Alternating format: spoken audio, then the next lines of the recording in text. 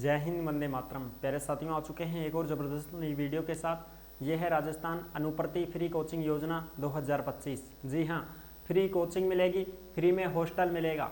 और कोचिंग आप कौन कौन सी कर सकते हो, आप चाहे बड़े से बड़ी कोचिंग कर लो। यूपीएससी के लिए भी आवेदन कर सकते हो, आरएएस के लिए, आरपीएससी के लिए और रीट के लिए, और तुम्हारी राजस्थान पुलिस हो गई, एसआई हो गई, पटवार हो गई, एलडीसी हो गई, ठीक है। और भी जो तमाम हैं, एसएससी के लिए भी आपको फ्री कोचिंग मिलेगी बिल्कुल, जिसके आवेदन शुरू हो चुके हैं। अगर आप फॉर्म लगाते हैं और आपका नंबर आता है तो आपको फ्री में कोचिंग सुविधा और फ्री में हॉस्टल की सुविधा दी जाएगी। पूरी की पूरी जानकारी को हम अच्छे से समझेंगे और जानेंगे। ऑफिशियल नोटिफिकेशन भी जारी हो चुका है, फॉर्म भी इसके शुरू हो चुके हैं। तो अभी तक आप नहीं जुड़े हैं चैनल से तो विश्वास के साथ आप चैनल से जुड़ सकते हैं। चलो शुरू करते हैं। मैं राजेश गुजर स्वागत करता हूं आप सभी का एक और नई वीडियो में। आओ जी, फटाफट से हम इसके ऊपर बात करेंगे और पूरी जानकारी को अच्छे से समझेंगे, ठीक है जी। चलो फटाफट से देखते हैं। राजस्थान अनुप्रति फ्री कोचिंग योजना 2025, फ्री कोचिंग एंड फ्री में हॉस्टल फॉर्म शुरू हो गए हैं। 30,000 सीटें हैं, बिल्कुल 30,000 विद्यार्थियों को इस योजना की इस योजना का लाभ दिया जाएगा। जरूरी दस्तावेज कौन कौन से लगेंगे वो भी बताएंगे, संपूर्ण जानकारी आपको देंगे, महिला और पुरुष दोनों के लिए बिल्कुल। अब चलो फटाफट से हम इसको एक बार अच्छे से समझते हैं और इसका फुल नोटिफिकेशन हम देखते हैं। ये रहा इसका फुल नोटिफिकेशन जो आपको अच्छे से दिखाई दे रहा होगा भाई, ठीक है जी। बिल्कुल यहाँ पे आप देख सकते हैं अच्छी प्रकार से ये विज्ञप्ति जारी हो चुकी है, जो कि राजस्थान सरकार सामाजिक न्याय और अधिकारिता विभाग की तरफ से है। मुख्यमंत्री अनुप्रति कोचिंग योजना के अंतर्गत सम्मिलित प्रोफेशनल कोर्स के लिए आयोजित प्रवेश परीक्षाओं, सरकारी नौकरियों के लिए आयोजित होने वाली प्रतियोगी परीक्षाओं की तैयारी उत्कृष्ट ढंग से कराने और समान अवसर प्रदान करने के लिए विभाग के द्वारा ऑनलाइन पोर्टल पर कोचिंग संस्थानों में कोचिंग करने के इच्छुक अभ्यर्थियों से 2025-26 के लिए ऑनलाइन आवेदन शुरू किए गए हैं। बिल्कुल आप ऑनलाइन आवेदन कर सकते हैं भाई, बिल्कुल। अब चलो फटाफट से हम देख लेते हैं। और SSOID के माध्यम से आपका फॉर्म भरा जाएगा, यानी कि आप खुद भी फॉर्म भर सकते हैं या किसी भी मित्र के माध्यम से आप फॉर्म अप्लाई कर सकते हैं। फॉर्म इसके शुरू हो चुके हैं 15 अगस्त 2025 से, और इसकी जो लास्ट डेट रहेगी वो 14 सितंबर 2025 तक ऑनलाइन भर सकते हैं, आप आवेदन कर सकते हैं। यानी कि 15 अगस्त से फार्म शुरू होगा, 14 सितंबर तक फार्म चलेगा। 1 महीना को टाइम दे दिया फार्म भरवा को, ठीक है, बिल्कुल। अब चलो हम फटाफट से इसके और भी जो गाइडलाइन हैं उनको एक बार अच्छे से समझेंगे। हाँ, अब देखो इसमें सीट भी दे रखी हैं, किस प्रकार से आपको सीट मिलेंगी, किस प्रकार से कौन कौन सी कैटेगरी के अनुसार। ये यूपीएससी की तैयारी के लिए है, कोई भी सिविल सर्विस की तैयारी करने के लिए फॉर्म भरता है यूपीएससी के लिए। तो जब आप फॉर्म भरेंगे तो उसमें पहले ही ऑप्शन चुनना पड़ेगा कि आप कौन सी कोचिंग करने के लिए फॉर्म भर रहे हैं। भाई यूपीएससी की करोगा, आरपीएससी की करोगा, पटवारी की करोगा, पुलिस की करोगा, रीट की करोगा, क्या की करोगा, वह थान पहले ही भरना पड़ेगा। फिर उसी के अनुसार आपको जो है फीस वगैरह जो है सरकार देगी। तो इसमें 75,000 रुपये की कोचिंग है यूपीएससी के लिए, 1 साल के लिए कोचिंग मिलेगी। इसकी जो योग्यता है वो स्नातक या तो आप फाइनल में हैं, स्नातक में या तो आप फाइनल में हैं या आप सेकेंड ईयर में हैं, ठीक है, तो ही आप फॉर्म लगा सकते हैं। अगर आप फर्स्ट ईयर में हैं तो आप फॉर्म नहीं भर पाओगे, ठीक है ना। फर्स्ट ईयर वालों को यहाँ पे मौका नहीं मिलेगा यूपीएससी के लिए। अब इसमें टोटल सीट हैं 450, जिसमें एससी की 131, एसटी की 94, ओबीसी की 94, ईडब्ल्यूएस की 45, एमबीसी की 23, दिव्यांगों की 18, इस प्रकार से। और जनरल वालों को इसकी पहले ही मैं बता दूं, जनरल वाले इसके लिए आवेदन नहीं कर सकते हैं, ठीक है ना। जनरल वालों के लिए ये सुविधा नहीं है। और दूसरी चीज़ किसके लिए नहीं है, जो गवर्नमेंट आदमी हैं, जो गवर्नमेंट कर्मचारी हैं, उनके बच्चे भी इस योजना के लिए आवेदन नहीं कर सकते हैं। सरकारी नौकरी वाला भी फॉर्म नहीं भर पाएगा और जो जनरल का कैंडिडेट है वो भी फॉर्म नहीं भर पाएगा। अगर आप ईडब्ल्यूएस में आते हैं तो फिर आप फॉर्म लगा सकते हैं, ठीक है, बिल्कुल साहब, ये चीज़ है। ओके जी, चलो फटाफट से। और इसमें यूपीएससी के लिए अगर आप तैयारी कर रहे हैं तो या तो आप स्नातक के अंतिम वर्ष में हैं या आप सेकेंड ईयर में हैं, और 12वीं में 60% होनी चाहिए। 60 से कम हुई तो भी आप फॉर्म नहीं भर पाओगे यूपीएससी के लिए, तो ठीक है साहब। जिसमें हॉस्टल सुविधा भी मिलेगी और आपको कोचिंग सुविधा भी मिलेगी। अब हम आरपीएससी की बात करते हैं। आरएएस के लिए अगर आप आरएएस के लिए हैं तो 50,000 की कोचिंग मिलेगी 1 साल तक। जिसमें भी वही स्नातक फाइनल में हो या आप सेकेंड ईयर में हो तो ही फॉर्म भरें। 60% आपकी 12वीं में होनी चाहिए। टोटल 900 सीट हैं इसके लिए, ठीक है। फिर ये है तुम्हारी SI के लिए, जो 3600 ग्रेड पे की जितनी भी वैकेंसी आती हैं, नौकरी होती हैं, उनके लिए 20,000 रुपये की कोचिंग मिलेगी 6 महीने की, ठीक है, जिसमें स्नातक सेकेंड ईयर में हो या फिर आप फाइनल में हो, और 12वीं में 50% आपकी होनी चाहिए। अगर आप SI वगैरह में हैं, तैयारी कर रहे हैं, तो 12वीं में 50% होनी चाहिए। टोटल 2100 सीट आपके लिए रहेंगी, ठीक है। अगर आप रीट परीक्षा की तैयारी करने के लिए कोचिंग करते हैं तो 15,000 रुपये की कोचिंग मिलेगी। 4 महीने का कोर्स है, और इसमें BEd या BSTC, और 12वीं में 50%, या तो आप BSTC से हैं या आप BEd से हैं, BEd फाइनल में है या BSTC फाइनल में है तो भी फॉर्म लगा सकते हैं। 50% 12वीं में आपकी होनी चाहिए। टोटल 2850 सीट आपको मिलेंगी भाई। इसमें कैटेगरी वाइज थे, देख लो। RSSB के द्वारा जो परीक्षाएं कंडक्ट करवाई जाती हैं, जैसे पटवारी हो गई, LDC हो गई, इनके लिए जो 2400 ग्रेड पे की जो नौकरी होती है और जो 3600 ग्रेड पे की नौकरी होती है, उनके लिए है ये 10,000 रुपये की कोचिंग फ्री मिलेगी। 4 महीने का कोर्स है, और इसमें स्नातक में अध्ययनरत होना चाहिए, 12वीं पास होना चाहिए, कंप्यूटर का कोर्स होना चाहिए, तो ही इसके लिए आवेदन कर पाएगा। 12वीं में 50% होनी चाहिए, और आपको सीट मिलेंगी 3600 सीटें आपके लिए, ठीक है ना। क्योंकि ये जो नौकरी है LDC, पटवारी, ये सबको पता है भाई, इसमें तो CET है, और CET स्नातक वाली है, तो स्नातक जो अध्ययनरत है वही फॉर्म भर पाएगा। और CET का मामला नहीं है इसमें ये मामला मत समझना सब CET हमने दिया ही नहीं, कोचिंग कर सकते हो ना, तो आप कोचिंग कर सकते हो, CET का निकलेगा तब CET का भी दे देना, ठीक है। ये चीज़ें हैं। कांस्टेबल के लिए सीधा काम है, 10,000 की फीस है, ये सरकार देगी। 4 महीने की कोचिंग करवाई जाएगी। मात्र 10वीं में 50% होनी चाहिए। 2400 सीटें आपके लिए। राजस्थान पुलिस कांस्टेबल का कोई भी कोचिंग करना चाहता है कर सकता है। 10वीं में 50% होनी चाहिए आपकी, ठीक है। और अगर आप बैंकिंग सेवा के लिए कोचिंग कर रहे हैं तो 20,000 रुपये की कोचिंग मिलेगी 6 महीने की। UGC से मान्यता प्राप्त संस्थान से स्नातक में डिग्री 50% अंक के साथ में होना चाहिए। 900 सीट है बैंकिंग के लिए। स्नातक में 50% होना चाहिए भाई बैंकिंग के लिए, ठीक है। रेलवे के लिए अगर आप कोचिंग करना चाहते हैं तो रेलवे के लिए भी आप कर सकते हैं। 20,000 की कोचिंग फीस मिलेगी फ्री में।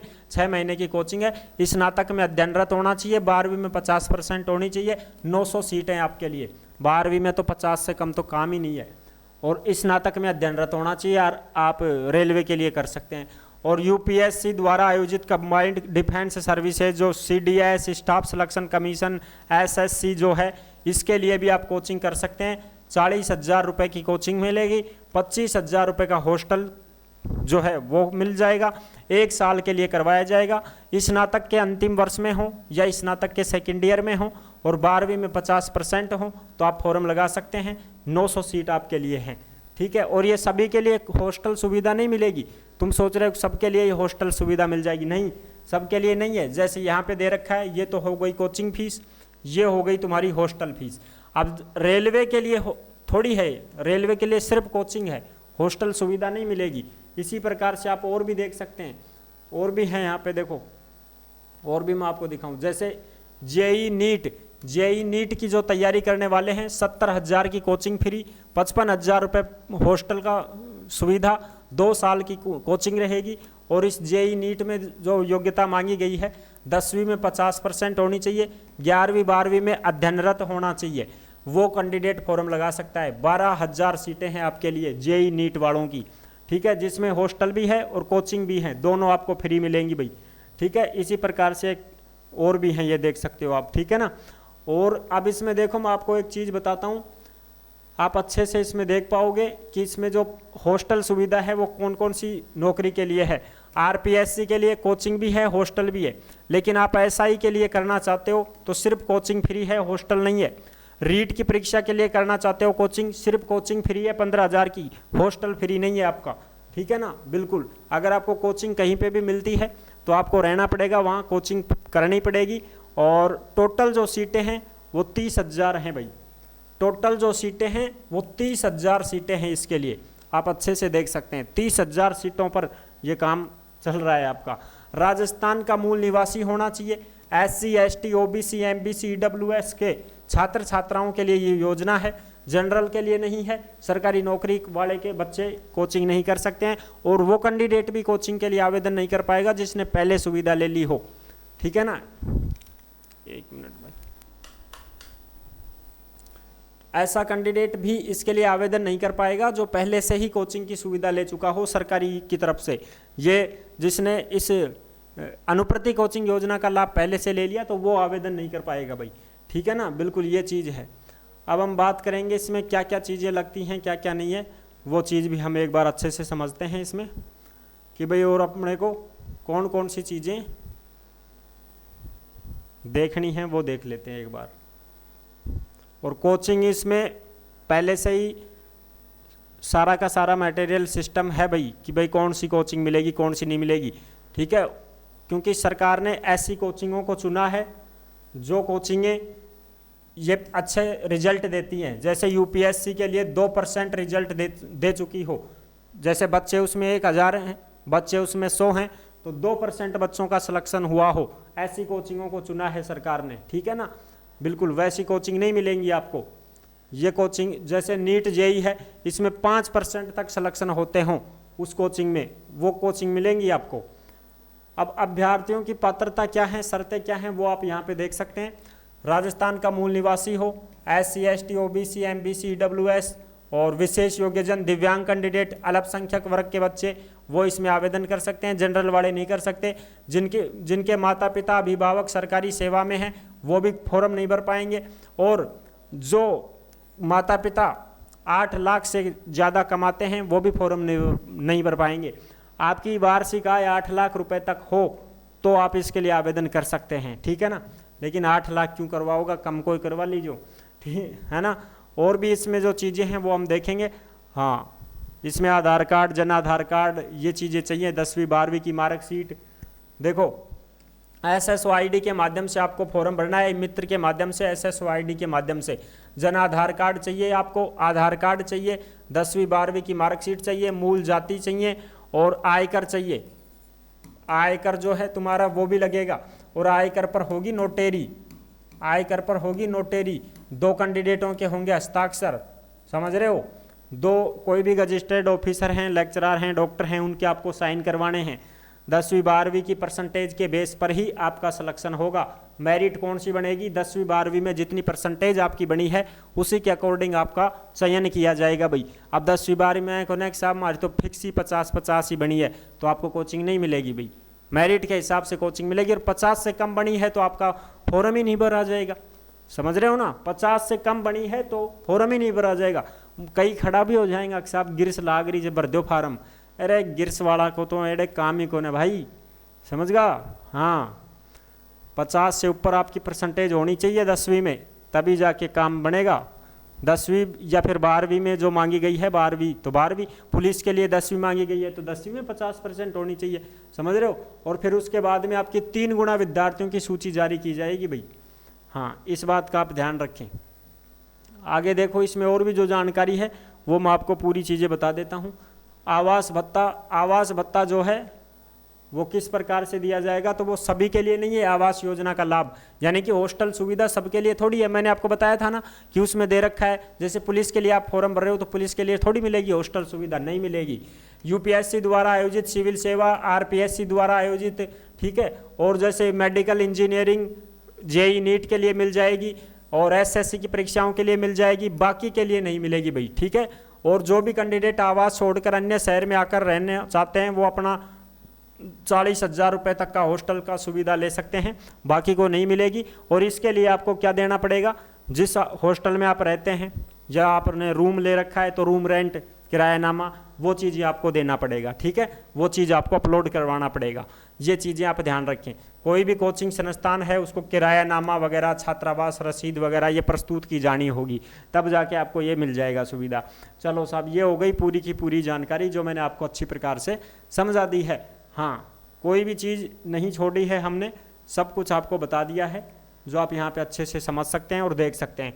तो ये थी पूरी जानकारी। आई होप आप अच्छे से समझ गए होंगे। सारी जानकारी मैंने क्लियर कर दी है। डॉक्यूमेंट्स मैंने बता दिए, आधार कार्ड, जन आधार कार्ड, 10वीं 12वीं की मार्कशीट, मूल जाति और जिस कोचिंग के लिए आप फॉर्म भर रहे हो उसमें अगर हॉस्टल सुविधा मिल रही है तो उसके लिए किरायानामा वगैरह ये आपको चाहिए, ठीक है। और भाई आपका आयकर चाहिए मम्मी पापा के नाम से, पापा हैं तो पापा के नाम से आयकर बन जाएगा, तुम्हारे नाम से नहीं बनेगा। पापा नहीं हैं तो फिर भाई आप अपने नाम से बनवा सकते हो, लेकिन आप छोटे हो कमाते ही नहीं हो तो कैसे बनेगा, मम्मी के नाम से बनवा लो। और कोई माता पिता के द्वारा और कोई है माता पिता के अलावा कोई आपके घर में, उसके अनुसार आप करवा सकते हो। नोटरी वगैरह करवा लेना, 2 रजिस्ट्रेड ऑफिसर साइन करवा लेना। ई मित्र के माध्यम से फॉर्म भरा जाएगा, सारी चीज़ें ई मित्र के माध्यम से क्लियर हो जाएंगी। आराम से आप अपने मोबाइल से मत भरना, कोई गड़बड़ भी हो सकती है, समझ रहे हो। तो आप ई मित्र का ही सहारा लेकर के फॉर्म अपलोड करवा देना ताकि आगे कोई दिक्कत ना हो सके। तो ये थी लेटेस्ट अपडेट। जैसे ही कोई भी मेरिट की जानकारी आती है, कोई भी रिजल्ट की जानकारी आती है, कोई भी कोचिंग से संबंधित जानकारी आती है, तत्काल प्रभाव से चैनल के माध्यम से बताते रहेंगे। आप हमसे भी बात कर सकते हैं, इंस्टा के माध्यम से आप ऑडियो कॉल करके हमसे बात कर सकते हैं। टेलीग्राम के ऊपर आपको ये पूरा नोटिफिकेशन मिल जाएगा जिसको आप आराम से पढ़ सकते हैं, ठीक है। नेक्स्ट वीडियो में मिलते हैं, तब तक के लिए सभी प्यारे साथियों को जय हिंद, जय भारत।